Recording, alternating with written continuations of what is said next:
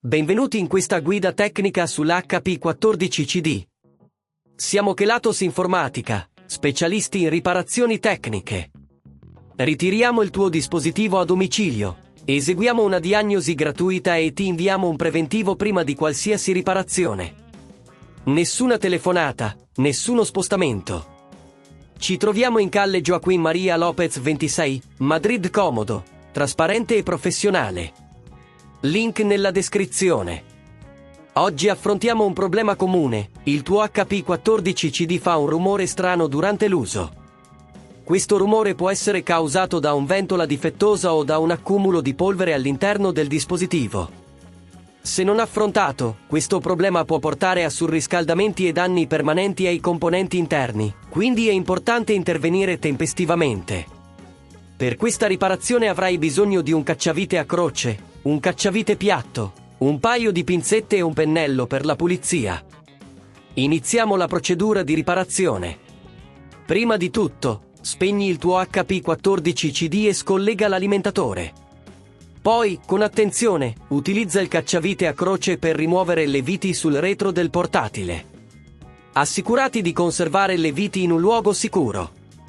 Una volta rimosse, prendi il cacciavite piatto e fai leva delicatamente sul pannello posteriore per aprire il dispositivo.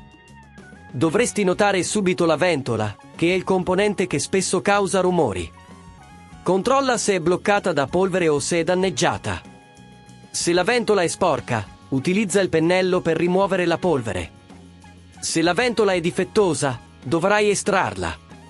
Per farlo, scollega i cavi con attenzione e rimuovi le viti che la fissano.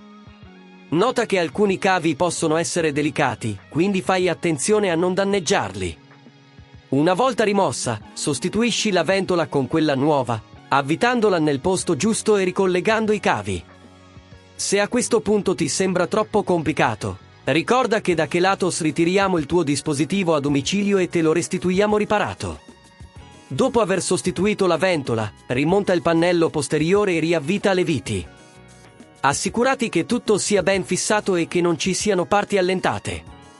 Infine, accendi il computer e verifica che il rumore sia scomparso e che la ventola funzioni correttamente. Per prevenire che questo problema si ripresenti, ti consiglio di pulire regolarmente il tuo dispositivo e di evitare di utilizzare il computer in ambienti polverosi. Inoltre, controlla periodicamente le ventole per assicurarti che funzionino senza intoppi. Se non vuoi rischiare di danneggiare il tuo dispositivo, da Kelatos lo ritiriamo, lo ripariamo e lo riconsegniamo a domicilio in tutta Italia. Link nella descrizione.